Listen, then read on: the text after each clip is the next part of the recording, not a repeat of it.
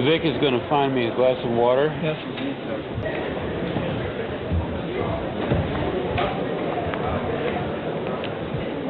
I'm going to read this opening sentence. Okay. I don't know if the microphones are on or not.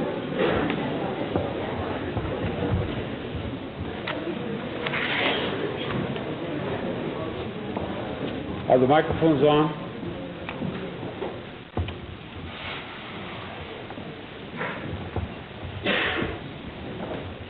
Marcel, you ask if the microphones are on and if they can hear. No. It's okay. It's okay.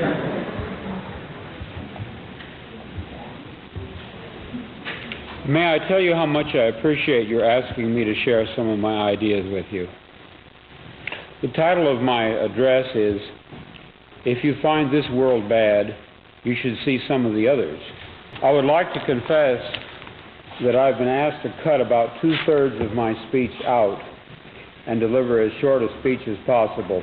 Upon examining my speech, I find that it is very easy to remove 2/3 without doing any injury to it. I even considered cutting 3/3 out of it, but there was some trouble, so I abandoned that idea. The subject of this speech is a topic which has been discovered recently and which may not exist at all. I may be talking about something that does not exist. Therefore, I'm free to say everything or nothing. I can hardly make an error if there is no such thing as orthogonal time. Orthogonal or right-angled time is the topic of my speech. We are accustomed to supposing that all change takes place along the linear time axis, from past to present to future. The present is an accrual of the past and is different from it. The future will accrue from the present on and be different yet. That an orthogonal or right-angled time axis could exist, a lateral domain in which change takes place, processes occurring sideways in reality, so to speak, this is almost impossible to imagine. How would we perceive such lateral changes? What would we experience? What clues, if we are trying to test out this bizarre theory, should we be on the alert for? In other words, how can change take place outside of linear time at all, in any sense, to any degree? Let me present you with a metaphor. Let us say that there exists this very rich patron of the arts. Every day on the wall of his living room above his fireplace, his servants hang a new picture, each day a different masterpiece, day after day, month after month. Each day the used one is removed and replaced by a different and new one. I shall call this process change along the linear axis. But now let us suppose the servants temporarily running out of new replacement pictures. What shall they do in the meantime? They can't just leave the present one hanging. Their employer has decreed that perpetual replacement, that is to say, changing the pictures, is to take place. So they neither allow the current one to remain, nor do they replace it with a new one. Instead, they do a very clever thing. When their employer is not looking, the servants cunningly alter the picture already on the wall. They paint out a tree here, they paint in a little girl there, they add this, they obliterate that. They make the same painting different, and in a sense new, but as I'm sure you can see, not new in the sense of replacing it. The employer enters his living room after dinner, seats himself facing the fireplace, and contemplates what should be, according to his expectations, the new picture. What does he see? It certainly isn't what he saw previously, but also it isn't somehow. And here we must become very sympathetic with this perhaps somewhat stupid man, because we can virtually see his brain circuits striving to understand. His brain circuits are saying, yes, it is a new picture. It is not the same one as yesterday. But also it is the same one, I think. I feel on a very deep intuitive basis. I feel that somehow I've seen it before. I seem to remember a tree, though, and there is no tree. Now, perhaps if we extrapolate from this man's perceptual, mentational confusion to the theoretical point I was making about lateral change, you can get a better idea of what I mean. I mean, perhaps you can, to at least a degree, see that although what I'm talking about may not exist, my concept may be fictional, it could exist. It is not intellectually self-contradictory. Contemplating this possibility of a lateral arrangement of worlds, a plurality of overlapping Earths along whose linking axis a person can somehow move, can travel in a mysterious way from worse to fair to good to excellent. Contemplating this in theological terms, perhaps we could say that herewith we suddenly decipher the elliptical utterances which Christ expressed regarding the kingdom of God, specifically where it is located.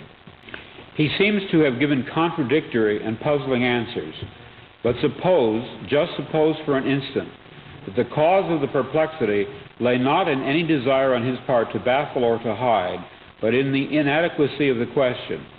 My kingdom is not of this world, he is reported to have said. The kingdom is within you, or possibly it is among you. I put before you now the notion, which I personally find exciting, that he may have had in mind that which I speak of as the lateral axis of overlapping realms, which contain among them a spectrum of aspects ranging from the unspeakably malignant to the beautiful. And Christ was saying over and over again that there really are many objective realms, somehow related, and somehow bridgeable by living, not dead men, and that the most wondrous of these worlds was a just kingdom, in which either he himself or God himself or both of them ruled. And he did not merely speak of a variety of ways of subjectively viewing one world. The kingdom was and is an actual different place at the opposite end of continua, starting with slavery and utter pain. It was his mission to teach his disciples the secret of crossing along this orthogonal path. He did not merely report what lay there. He taught the method of getting there. But, tragically, the secret was lost. The enemy, the Roman authority, crushed it, and so we do not have it. But perhaps we can re-find it, since we know that such a secret exists. The kingdom is ever to be established here on earth, or whether it is a place or state we go to after death. I'm sure I don't have to tell you that this issue has been a fundamental one and an unresolved one throughout the history of Christianity. Christ and St. Paul both seem to say emphatically that an actual breaking through into time, that is specifically what they say, a breaking through into time, into our world, by the hosts of God, will unexpectedly occur. Thereupon, after some exciting drama, a 1,000-year paradise, a rightful kingdom will be established, at least for those who have done their homework and chores and generally paid attention, have not gone to sleep, as one parable puts it.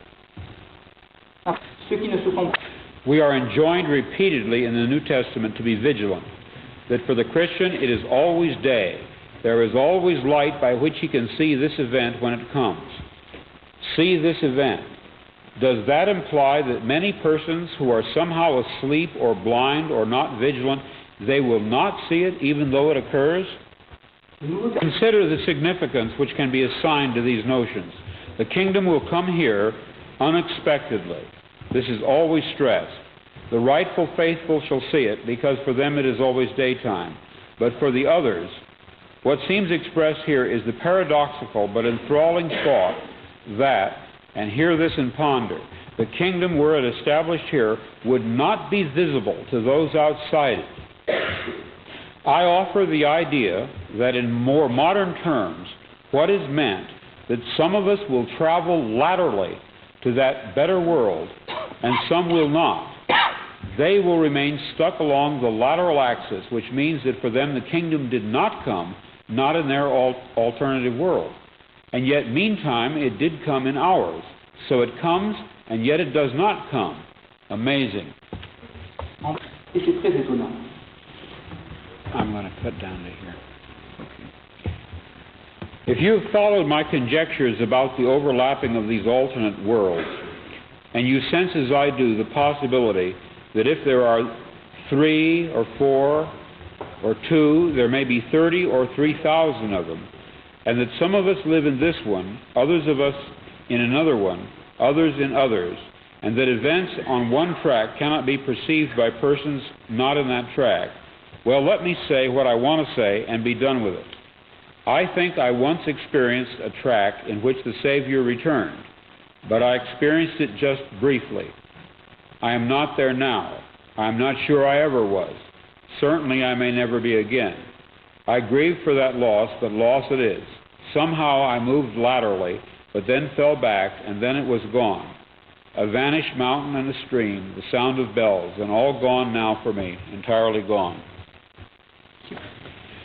I, in my stories and novels, often write about counterfeit worlds, semi-real worlds, as well as deranged private worlds, inhabited often by just one person, while meantime the other characters either remain in their own worlds throughout or are somehow drawn into one of the peculiar ones. This theme occurs in the corpus of my 27 years of writing. At no time did I have a theoretical or conscious explanation for my preoccupation with these pluriform pseudo-worlds, but now I think I understand. What I was sensing was the manifold of partially actualized realities lying tangent to what evidently is the most actualized one, the one which the majority of us, by consensus gentium, agree on. Although originally I presumed that the differences between these worlds was caused entirely by the subjectivity of the various human viewpoints, it did not take me long to open the question as to whether it might not be more than that in fact plural realities did exist superimposed onto one another like so many film transparencies. What I still do not grasp, however, is how one reality out of the many becomes actualized in contradistinction to the others.